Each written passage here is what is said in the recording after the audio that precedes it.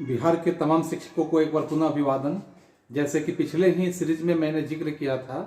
कि आज के दौर में बिहार सरकार के जो बिहार शिक्षा परियोजना परिषद के माध्यम से हम सभी शिक्षकों को मौलाना आजाद की कहानी को अपने जुबानी बच्चों को सुनाने की जरूरत है। तो पहले हम इस कहानी को बेहतर ढंग से जानें और जानने के बाद हम इसे बच्चों के बीच में शेयर करने का काम करेंगे। और इसके पहले हम 3 सीरीज को सुना चुके हैं। आज चौथे सीरीज में हम लोग बात करेंगे जिसमें मौलाना आजाद जो है, मौलाना आजाद के बारे में 2 बातों को हम यहाँ जिक्र करेंगे। 2 बातों में जैसे आप देख रहे हैं कि मौलाना आजाद की पत्रकारिता के संदर्भ में बातें करेंगे, पुनः हम यहाँ बातें करेंगे साहित्यकार के रूप में मौलाना आजाद किस प्रकार से कार्य किए हैं। इन दोनों बातों पे हम आपसे एक एक बिंदुओं का जिक्र करते हुए यहाँ समझेंगे और हम दूसरों को शेयर करने का, जैसे मैं आपके पास शेयर करने का प्रयास कर रहा हूँ, तो आप भी इस बात को बच्चों के बीच में शेयर करने का काम करें ताकि मौलाना आजाद की जो कहानी है, इस कहानी को बच्चों के बीच में जानकारी हो और बच्चों का ऐतिहासिक पकड़ मजबूत भी हो। तो जैसे आप जानते हैं कि मौलाना आजाद जो है उर्दू पत्रकारिता के माध्यम से, उर्दू जो पत्रकारिता है उस पत्रकारिता के माध्यम से इन्हें ऐसे हम कह सकते हैं कि उर्दू के साहित्य में इनका नाम जो है सुनहले अक्षरों में लिखा जाएगा। या उर्दू पत्रकारिता में सुनहले अक्षरों में रहे हैं, लेकिन भारतीय पत्रकारिता में भी सुनहले अक्षरों में अगर इनका नाम कहा जाए तो कहीं भी इसमें अतिशयोक्ति नहीं हो सकती है, क्योंकि ऐसे उर्दू पत्रकारिता का आरंभ आप ऐसे जान रहे हैं कि 19वीं शताब्दी के मध्य में ही शुरू हो चुका था। 19वीं शताब्दी के पहले ही यह उर्दू पत्रकारिता शुरू हो चुका था, यानी 1800 ईस्वी के बाद उर्दू पत्रकारिता का शुरुआत हो चुका था। लेकिन आप यहाँ इसके पहले जैसे अल हिलाल की बात मैंने किया था आपसे, या और भी इनकी जो पत्रकारिता संबंधी बातें हैं जिसका जिक्र हम आगे करते चलेंगे, तो जैसे 1903 के इनके समय यानी 20वीं शताब्दी की बात आ रही है। लेकिन ऐसे उर्दू पत्रकारिता जो है वह 19वीं शताब्दी में ही शुरू हो चुका था। लेकिन आजाद जो थे इसे एक नया ओजस्वी रूप प्रदान करने में भरपूर मेहनत किया, क्योंकि उर्दू पत्रकारिता भले ही शुरू हुआ था लेकिन उसका एक ओजस्वी रूप आजाद की वजह से ही देखने के लिए मिलेगा। आजाद की पत्रकारिता की अगर हम बातें करते हैं तो इनकी पत्रकारिता जो है ऐसे इस प्रकार की पत्रकारिता रही है कि सामाजिक और राजनीतिक ढंग से इन्होंने जोड़ने का प्रयास किया अपने पत्रकारिता में। उनके माध्यम भी 2 प्रकार के होते थे। आजाद की पत्रकारिता के माध्यम 2 प्रकार के होते थे। एक पत्रिकाएं होती थी और दूसरा क्या होता था कि समाचार पत्र होता था। एक पत्रिका के रूप में संपादित करते थे और दूसरा समाचार पत्र के रूप में संपादित करते थे। सबसे पहले ऐसे हम कह सकते हैं कि उनका जो मासिक पत्रिका के रूप में संपादन हुआ, प्रकाशन हुआ, उसका जैसे नौरंगी आलम का नाम आप समझ सकते हैं कि यह मासिक पत्रिका के रूप में एक नौरंगी आलम करके इनका एक पत्रिका प्रकाशित हुआ था, नौरंगे आलम। तो ये नौरंगे आलम जो था इनका एक मासिक पत्रिका था जो 1899 ईस्वी में कलकत्ता के प्रकाशन से प्रकाशित होने का कार्य हुआ। और इसके बाद 1901 ईस्वी में उन्होंने पहला साप्ताहिक समाचार निकाला, जो साप्ताहिक समाचार के रूप में आप जान सकते हैं कि इस संपादक अथवा ऐसे हम कह सकते हैं कि जो समाचार पत्र था वो समाचार पत्र अल इस्लाह के रूप में प्रकाशित हुआ था। अल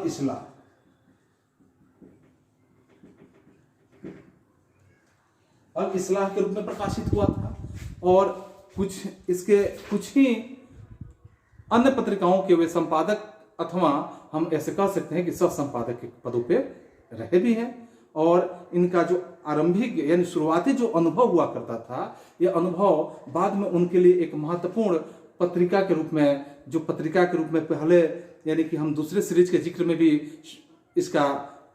जिक्र हुआ है कि लिसान उस सिद्दक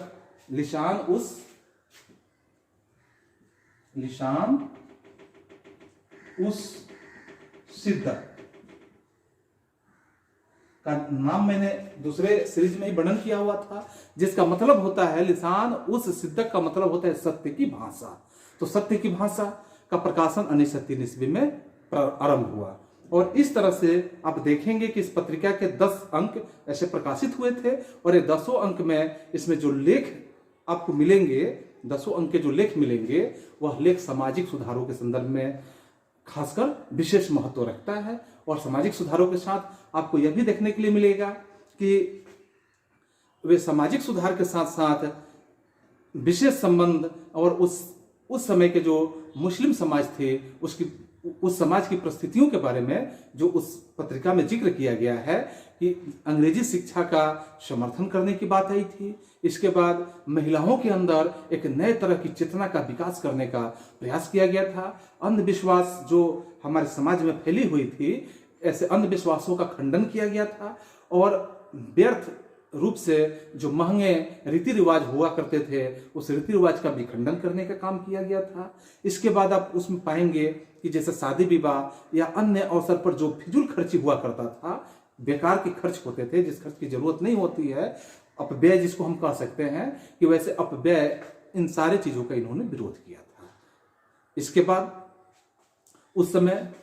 खासकर सैयद अहमद खां का नाम आप जानते हैं। जैसे अलीगढ़ मुस्लिम विश्वविद्यालय की स्थापना करने का श्रेय सैयद अहमद खां को जाता है, तो वही सैयद अहमद खां मुस्लिम समाज के लिए सुधार का वह क्रम एक चला रहे थे और पाश्चात्य शिक्षा को और खासकर विज्ञान का प्रसार अपने देश में सक्रिय रूप से करने का प्रयास कर रहे थे सैयद अहमद खां। लेकिन यहाँ मौलाना आजाद जो थे, मौलाना आजाद इसलिए अलग स्थान उनसे रखते हैं क्योंकि सैयद अहमद खां और मौलाना आजाद का लगभग कार्य एक जैसा है, लेकिन कुछ अंतर इन लोगों में देखा जा सकता है कि यह पत्रकारिता के क्षेत्र में बहुत आगे बढ़े और सैयद अहमद खां जो थे समाज सुधार के क्षेत्र में वे कार्य सिर्फ करते थे। तो हम ऐसे कह सकते हैं कि मौलाना आजाद जो थे वह इसलिए उनसे एक अलग स्थान रखते थे क्योंकि उनका यह मानना था कि मुसलमान राष्ट्रीय धारा से अलग होकर कभी भी विकास के रास्ते पे नहीं जा सकता है। अगर विकास के रास्ते पे जाना है तो सभी को एकजुट होकर और उसके बाद विकास के रास्ते पे जाया जा सकता है, जिसमें हम लोग अध्ययन भी कर चुके हैं कि जैसे पत्रकार के रूप में आजाद का सबसे महत्वपूर्ण जो योगदान रहा है, जो इसके तुरंत पीछे के सीरीज में मैंने बात किया था, अल हिलाल और अल बिलाल, अल हिलाल और अल बिलाल का जो मैंने वर्णन किया था, अल हिलाल और अल बिलाल, इन दोनों सीरीज का मैंने तीसरे में ही जिक्र किया हुआ था कि ऐसे समाचार पत्र उनका हुआ करता था। और खासकर पहले का जो संबंध हम देखेंगे कि उनके जो राजनीतिक विचार हुआ करते थे, वैसे राजनीतिक विचार और दूसरे के प्रति उनके सामाजिक संदेश जो हुआ करता था, वह संदेश यह दोनों समाचार पत्रों में अधिक समय के लिए प्रकाशित भले ही नहीं हो सका, लेकिन हम यह भी बता सकते हैं कि इनका प्रभाव एक तरह से निर्णायक रूप में रहा है। बहुत ही ज्यादा यह निर्णायक भूमिका निभाया है पत्रकारिता। इसके बाद राष्ट्रीय आंदोलन की हम बातें करते हैं इसमें कि राष्ट्रीय आंदोलन के संदर्भ में जैसे प्रचार प्रसार करने की बातें आती है, तो प्रचार प्रसार के माध्यम से इस समाचार पत्रों ने ऐसे कहा जा सकता है कि इस्लामी जगत में, इस्लामी संसार में जो भी समस्याएं होती थी वो सारी समस्याओं के तरफ अपना ध्यान केंद्रित करने में महत्वपूर्ण रोल अदा किया। और खासकर यहाँ यह भी बताया जा सकता है कि ब्रिटिश साम्राज्यवाद जो मुसलमानों के लिए भी उतना ही हानिकारक था जितना हिंदुओं के लिए हानिकारक था, क्योंकि पूरे भारत समाज के लिए ब्रिटिश साम्राज्यवाद हानिकारक था और पूरे भारतवर्ष के, चाहे वह हिंदू ही क्यों न हो, चाहे वो मुस्लिम ही क्यों न हो, चाहे वो सिख ही क्यों न हो, पादरी, कोई भी संप्रदाय के लोग थे, सबके ऊपर जब वो हुकूमत कर रहे थे तो सबके लिए वो हानिकारक थे। तो इस तरह से पूरे भारतवर्ष के लिए कहा जा सकता है कि वह हानिकारक थे। यही बात इन्होंने उजागर करने का भरसक प्रयास किया। और इस तरह से सैयद अहमद खां के अगर हम बात करते हैं कि विचारों से बिल्कुल असहमत थे, सैयद अहमद खां का विचार और इनका विचार यहाँ पे असहमति को प्रकट करता है। और खासकर सैयद अहमद खां का यह मानना था, सैयद अहमद खां यह मानते थे कि मुसलमानों को अगर शिक्षित करना है या शिक्षा और सामाजिक प्रगति की ओर ध्यान देना चाहिए, यह सैयद अहमद खां मान रहे थे कि मुस्लिम समाज के लोग जो है उन्हें शिक्षा की तरफ और सामाजिक प्रगति की तरफ विशेष अपना ध्यान रखना चाहिए। और यह ध्यान इस प्रकार से रखना चाहिए कि यह राजनीति से अलग बिल्कुल हो, राजनीति के साथ जुड़ा हुआ नहीं हो या राजनीति से बिल्कुल अलग हो। जैसे मौलाना आज़ाद ने इसके संदर्भ में जैसे कहा जा सकता है कि ऐसे विपरीत परिस्थितियों के साथ, जो भी विपरीत परिस्थितियां थी भारत में, वैसे विपरीत परिस्थितियों के साथ यहाँ मुसलमानों को राष्ट्रीय जो आंदोलन था वैसे राष्ट्रीय आंदोलन में सक्रिय होने का एक तरह से अपना मैसेज छोड़ा और ऐसा मैसेज दिया कि 1920 और 21 ईस्वी के संदर्भ में आपको यह देखने के लिए मिलेगा कि जो यहाँ भारत में आंदोलन का आरंभ होने वाला था, जिसे हम कह सकते हैं खिलाफत का आंदोलन, जो महात्मा गांधी के द्वारा आरंभ हुआ था, उसमें उस आंदोलन में इनके बातों के माध्यम से मुसलमानों को राष्ट्रीय आंदोलन में एक तरह से कहा जा सकता है कि मुख्य धारा में जोड़ने में महत्वपूर्ण भूमिका का निर्वहन हुआ, क्योंकि इनका शब्द ही था कि वहाँ मुसलमान जो थे इस आंदोलन में मुख्य धारा से जोड़ने में सफल हुए। और खासकर हम यह भी बता सकते हैं कि खिलाफत आंदोलन और असहयोग आंदोलन भले साथ साथ आगे बढ़े, लेकिन मौलाना आज़ाद की बातें अगर हम करते हैं तो मौलाना आज़ाद जो है उनकी पत्रकारिता का जो विकास हुआ है, वह पत्रकारिता का विकास खासकर ऐसे विदेश यात्रा का भी एक तरह से बेहद योगदान का स्वरूप माना जा सकता है कि पत्रकारिता का जो विकास हुआ वह विदेश यात्रा के माध्यम से उसमें काफ़ी योगदान मिला। और इसके साथ आप देखेंगे कि 1908 और 1909 ईस्वी के संदर्भ में, कि 1908 और 9 के संदर्भ में जब उन्होंने अरब देशों का भ्रमण भी किया था, तो उन्हें ऑटोमन साम्राज्य के संदर्भ में इस्लामी जगत की परिस्थितियां जो हुआ करता था उस समय, इस्लामी जगत की परिस्थितियों के बारे में जानने का भरपूर अवसर भी मिला। और जुआ तुर्क नेता के साथ वे जनतांत्रिक रूप से, या जो उनका जनतांत्रिक विचारधारा था जुआ तुर्क नेता का, वैसे विचारों से वे बहुत हद तक प्रभावित भी हुए थे। और अल हिलाल के माध्यम से जो प्रकाशित उनके संपादकीय और मुख्य आलेख अगर हम कहें तो ऐसे नए विचारों को एक तरह से सशक्त अभिव्यक्त करने की प्रेरणा भी देती है। तो इस तरह से हमने देखा कि यहाँ मौलाना आज़ाद की पत्रकारिता का क्या रहस्य रहा। और इसके बाद अब हम बातें करेंगे अगले बिंदुओं पर, जैसे कि साहित्यकार के रूप में मौलाना आज़ाद किस प्रकार से कार्य करते हैं। तो साहित्यकार के रूप में हम इनके बारे में कुछ बातें करते हैं, जिसमें हम पाएंगे कि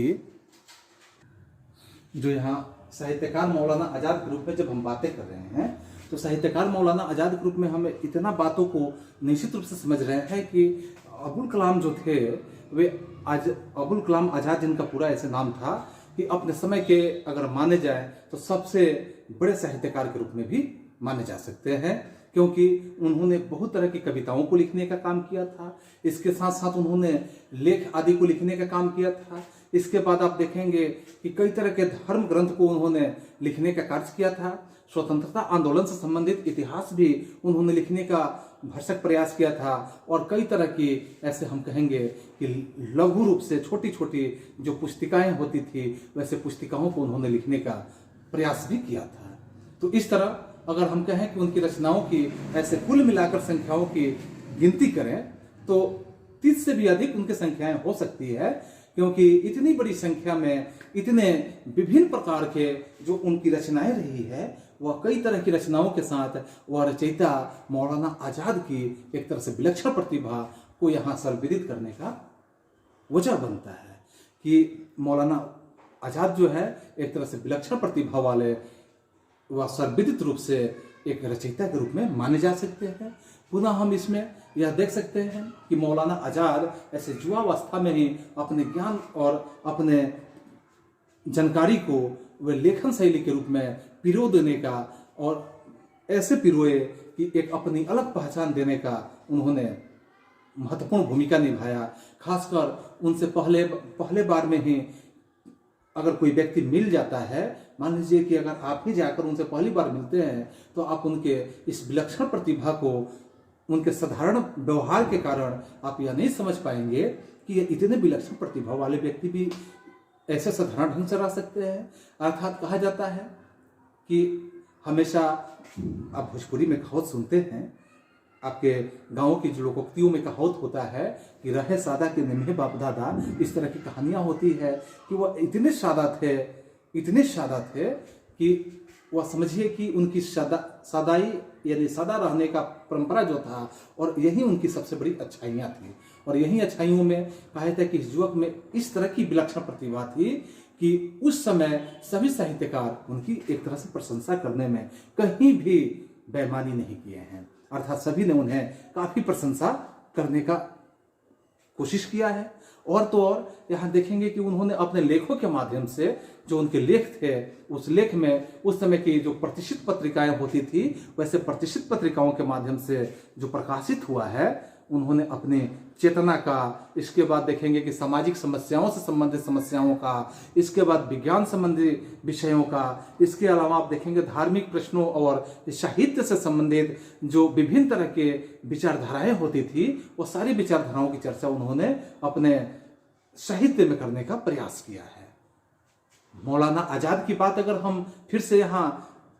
दोबारा देखते हैं तो आजाद जो है, इन्होंने विज्ञान से संबंधित कई विषयों का अलग अलग लेख लिखने का इन्होंने प्रयास भी किया है। खासकर आप देखेंगे भौतिक विज्ञान के बारे में, रसायन विज्ञान के बारे में, औषधि विज्ञान के बारे में देखेंगे।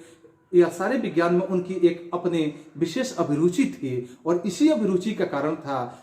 कि उन्होंने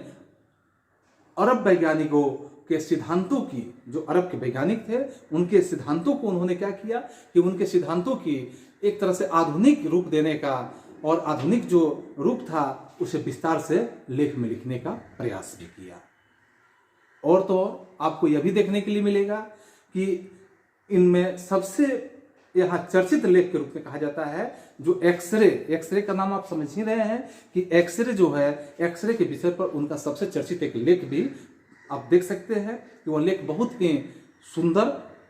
लिखावटों के साथ है। और इस तरह से बेकन और न्यूटन का जो सिद्धांत है, तो बेकन और न्यूटन के सिद्धांत को उन्होंने उर्दू भाषा के पाठकों के लिए, अर्थात जो और भाषा नहीं जानते थे, उर्दू ही जानते थे, तो उर्दू भाषा के पाठकों के लिए वह परिचित कराने का भरपूर प्रयास किया। क्योंकि बेकन का सिद्धांत आपने पढ़ा ही है विज्ञान में, इसी तरह से न्यूटन का सिद्धांत जो आपने पढ़ा है, तो इस दोनों सिद्धांतों को वैसे लोगों के बीच में उर्दू भाषा में प्रस्तुत किया कि जो उर्दू भाषा ही जानते थे। इसके बाद विज्ञान के जो व्यवहार की बात करते हैं कि व्यवहारिक उपयोग और प्रौद्योगिकी के क्षेत्र में, यानी प्रौद्योगिकी के जो महत्व हैं, ऐसे महत्व को अच्छी तरह से भली भांति जानते थे और समझते थे, और इसी की चेतना के लिए और ऐसे चेतना को जगाने के लिए वह ऐसे लिखने की कला प्रारंभ कर दिए। पत्र लेखन में भी आप पाएंगे कि इनके जो पत्र लेखन की प्रक्रिया रही है, तो आजाद की जो प्रसिद्धि हुई है पत्र लेखन में, वह काफी ही लोकप्रियता उनको इस पत्र लेखन में प्राप्त हुआ है। क्योंकि उनके पत्रों का जो सबसे अगर उत्कृष्ट उदाहरण के रूप में हम देखें, तो सबसे उत्कृष्ट उदाहरण के रूप में आपको मिलेगा कि गुबार ए, यहाँ आपको उसका नाम मिलेगा गुबार ए खातिर, यानी गुबार ए खातिर की जो उन्होंने गुबार ए खातिर, जिसमें इन्होंने इस प्रकार से वर्णन किया है गुबार ए खातिर के संदर्भ में कि उनके जो भाषण थे, उनके द्वारा दिए गए भाषणों में आप देखेंगे भाषणों के कई जो संकलन है वह भी प्रकाशित इन्होंने किया है। और उनके इस तरह के जो व्यक्तित्व था, ऐसे जो विचार थे उनके मन के, वह एक लेखों के माध्यम से एक झलक मिल जाती है, और ऐसी झलक मिलती है कि उनकी बहुआयामी प्रतिभा भी इसमें बिल्कुल प्रकट होता है। और ऐसे प्रकट होता है कि ऐसी सभी तरह की जो रचनाएं हैं, वैसे रचनाओं में सबसे महत्वपूर्ण अगर रचना की बात करते हैं तो यह रचना के रूप में एक तरह से हम कह सकते हैं एक बृहद टीका भी है, जो चार मुसलमानों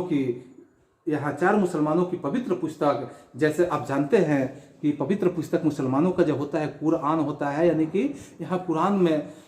और उस कुरान पर एक तरह का उनका जो बृहद टीका है, जो यहाँ 4 खंडों में प्रकाशित करने की बात किए हैं। कुरान को यहाँ 4 खंडों में विभाजित करने का इन्होंने प्रयास किया है। जो उर्दू में कुरान पर लिखी गई एक सबसे विस्तृत टीका यह होता है इनके द्वारा कि एक इसमें कुरान के उपदेशों का, जो कुरान के अंदर उपदेश दिए गए हैं, वैसे उपदेशों की आधुनिक और तार्किक प्रसंग जो है, वैसे प्रसंगों की इन्होंने व्याख्या करने का प्रयास किया है। और एक धर्मचार्य की विद्वता, और हम बात करें यहाँ कि आधुनिक विचारों में विश्वास का एक अत्यंत सुंदर और संतुलित सम्मिश्रण भी इनके द्वारा दिया गया है। उनकी दूसरी अगर हम महत्वपूर्ण रचना की बात करें, इंडिया विंस फ्रीडम, जैसे आपसे पूछा जाए इंडिया विंस फ्रीडम, अक्सर कॉम्पिटिटिव क्वेश्चन भी होता है कि इंडिया विंस फ्रीडम यह किनकी कृति है, तो उनकी दूसरी महत्वपूर्ण रचना कही जाती है, यानी कि